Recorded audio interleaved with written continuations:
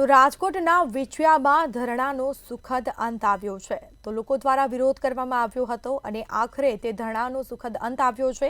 Collector અને જિલ્લા police વડાના પ્રયાસોની સફળતા મળી છે, જેમાં યુવકની હત્યાને પગલે કોળી સમાજ અને પરિવાર ધરણા પર બેઠો હતો, વિરોધ કરવામાં આવ્યો હતો અને તેને લઈને વિછિયા ધરણાનો સુખદ અંત આવ્યો છે। આખરે તંત્ર દ્વારા મૃતકના પરિવારજનોની તમામ માંગણીઓ સ્વીકારવામાં આવી છે। 5 દિવસમાં તમામ માંગો પૂર્ણ કરવાનું કલેક્ટરે બાહેધરી આપી છે। બીજી તરફ બાહેધરી મળતા સમાજ અને પરિવારજનોએ ધરણા સમેટ્યા છે। મૃતક ઘનશ્યામ રાજપરાની અગ્નિ સંસ્કાર વિધિ કરવામાં આવી।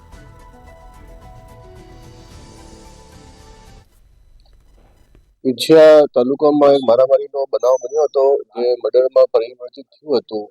એમાં માનનીય આઈજી સાહેબને સૂચના પ્રમાણે આજે એસપી સાહેબ, હું પોતે પ્રાંત અધિકારી શ્રી વગેરે આવીને જે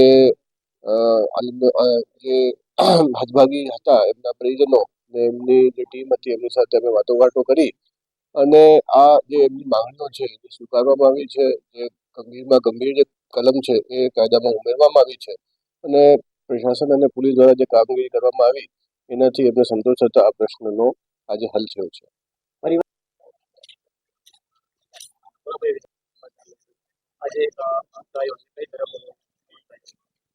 29 તારીખે જે બનાવ બન્યો ત્યાર પછી છેલ્લા 4 દિવસથી વિછિયા વિસ્તારમાંથી કોળી સમાજના તમામ આગેવાનો 2 દિવસથી સેવા સદનમાં સહી ધરણા ઉપર સહી બેઠા હતા।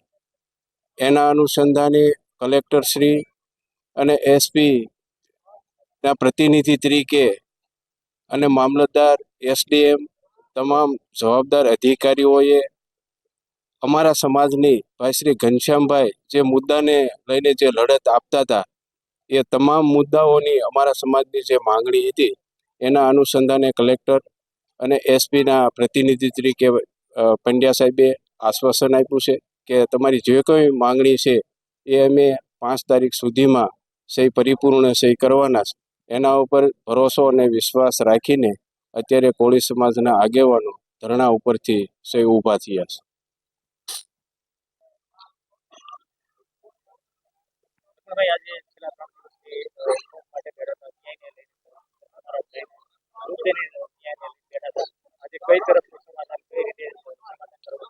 આજે જે નિર્ણય લીધો અત્યારે અને આગેવાનોએ અને સરકાર તંત્ર એવું કહે છે કે 4 દિવસમાં કામ થઈ જશે, 4 દિવસમાં કામ નહીં થાય તો ફરીને ઉપવાસ ઉપર બેસશો।